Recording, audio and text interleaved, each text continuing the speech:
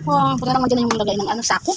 Mga truck ng basura. Salamat naman kayo makapag-linis. Ay, ang puti dito. Kaya yan, nililinis ko. Kasi para tumuyo ang sahig. Loka. Kwento-kwento ka lang tayo. Ay, hindi na panahon. Ay, may naalala ako. Mayroon mga kachismosa ngayon. Naalala ko lang kasi sa Video okay? sa tawag. Naalala ko sa isang nakilala ko. Sabi ko sa kanya, kasi siya kahit pangalan siya sa kanila dati. Pangalan siya dati sa kanila magkakapatid. Tapos, nangyari dun. Tawag dito. Ganito no. Yun. Naalala ko kasi siya. Visit na lang. Hindi ko naman mga pusa. Dahil malaki. Init yung kapag video. Dismiss kahan. Ito ko sa isang lalaki yung kwento ko sa iyo. Kasi, pangalan siya sa kanila magkakapatid. So, siyempre, lalaki. Ngayon, yung parents niya, lagi din nagtatrabaho. Pero noon daw, hindi pa naman uso yung mga trabaho ng mga kampanya. Kanya nagagaling siya sa construction, tapos yung mga dinupo sa mga kanto-kanto. So yun, minsan, siya lalaki siya, pero pangalan siya. May binabantayan niya lagi ang mga kapatid niya. Tapos, pag wala rin yung parents nila, kasi nga, siyempre, kailangan ng budget para sa kanila. Siya lahat nag-asikap sa labang bahay, naglilinis, nagluluto. So ngayon nangyari, tawag ito.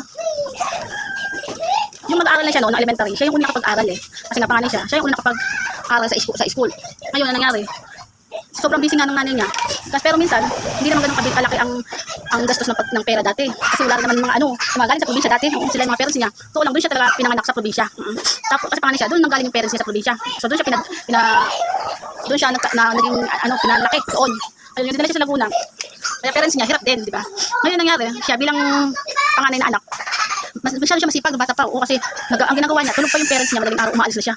Umaalis na siya ng madaling araw, tapos ang ginagawa niya, pumunta pala siya doon sa bakery ng mga tinapay. Alala ko kasi may kakilala pala akong ganun na kasama. So pumunta pala siya sa bakery ng mga tinapay. Siguro lang siya ata, grade 4 o grade 3 yun.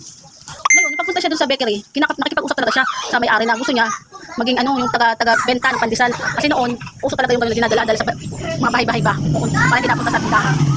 So, pagising niya ng alas 4, 3:30, nagising na siya para pumunta sa bakery. Tapos, pag binigyan na siya ng mga pandesal, tsaka ng may-ari ng pandesal, binigyan na siya, iniikot-ikot niya na yun. Kailangan, bago alas 6, makauwi na siya. Kasi, bago siya umuwi, papakain pa siya ng mga kapatid niya. Tapos, maliligo kasi nga, may pasok sila. Kasi nga, elementary pa lang. Sobrang galing niya bilang kuya. Nagdadala siya ng tinapay bago siya pumasok, bago siya umuwi. Kasi pagkadating ng mga pandesal, binabalik niya pag may mga naiiwan. Binibigay yun sa kanya para may baon-baon na rin siya kasama mga kapatid niya. So ngayon, pagkalinis niya, ligo, pakain ng mga kapatid, punta na siya sa school.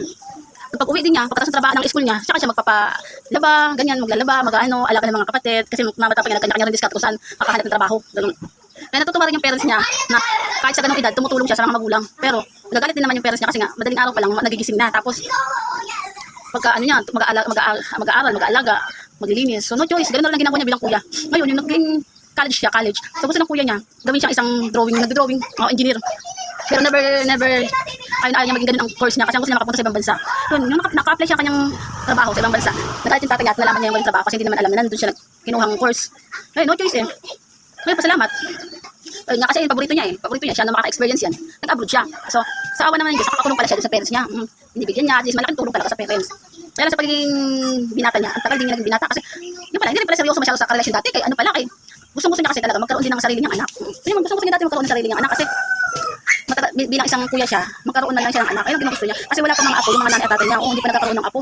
Kaya lang, nanay niya kasi daw, sobrang higpit. Alam mo yung panganay na siya ng anak. Panganay na siya na anak. Siya ang panganay na sa lahat ng anak, lalaki pa siya. Higpit ang nanay niya. Tumak ba naman dyan? Ngayon, nangyari. Yun, naging siya. Kahit pa, naging babaero pa din. Meron siya naman nagiging seryoso. Kaya lang, ganun, hindi talaga ganun ang love life niya. Kaya yun. So hanggang sa tumagal, nawala na yung parents niya. Ngayon sa nangyari sa lahat, sa ngayon, salamat siya kasi kahit na ganun nangyari sa buhay niya, salamat siya kasi nagkaroon siya ng napakamahal na pangasawa. At least, makakatulong sa kanya, siya rin tumutulong silang dalawa palagi. Nagpunta sila pareho sa ibang bansa para magtrabaho nang magkasama. Kaya hindi na rin siya bilang siman. Kaya sa isang trabaho lang sa isang kahit sa bahay lang o sa company nagtatrabaho sa ibang bansa. Gusto niya, ang masaya sa kanya, magkasama sila lagi sa bahay. Sabay sila pumasok, sabay sila uuwi. Kaya naging masaya siya. Kaya lang, ginawa pa rin niya ang paraan para magkaroon sila ng sariling anak. Kasi gusto talaga niya magkaroon ng anak simulat sa pool. Kasi kahit nakaisa man lang siya, na may maiwan na siya sa buhay niya. Ganun talaga siguro ang life. Wala, yun talaga nangyari sa buhay. Kaya talaga hindi mo na mapili. Yun, ayun sa totoo lang, totoong kwento naman kasi nga sa ending. Yung pala tungkol sa aming kakapatid. Ay, kuya ko yan. Ayun ang pinaka-kuya ko. Kahit medyo ano talaga yan, mahigpit. Bilang kuya, sobrang higpit talaga yan dati. Pero no choice. Ngayon, ang maganda lang sa amin, naging maganda yung love life niya ngayon. O ngayon, sana makapag-desisyon na sila makauwi ng Pilipinas. At least, nakapagpahinga-pahinga sila mag-asawa. At ganun, nakapag-enjoy na rin kasi hindi na relax na rin, hindi na magpagod ng pagod. Kasi siyempre kailangan rin naman nila enjoy magiging mag-asawa. Kasi puro trabaho, siyempre. Ganun magsawa-sawa din ng kahit na ano. Pero gusto din nila magpuno ng plano na magkaroon ng business. Yun, para magkakasama pa rin sila pag uwi ng Pilipinas. Na sana lang, magkasama-sama na sila at maging good vibes sa kanilang ano. Like, di ba? Okay na, chismis, chikahan. Bye-bye!